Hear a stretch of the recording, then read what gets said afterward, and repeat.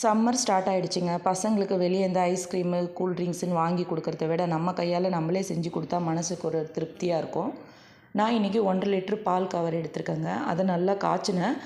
1/2 litre அளவுக்கு வந்துச்சு. 1 cup சர்க்கரை போட்டிருக்கோங்க. நமக்கு இந்த குல்ஃபியை செய்கிறதுக்கு ரொம்ப பெருசாக எதுவும் தேவையில்லை.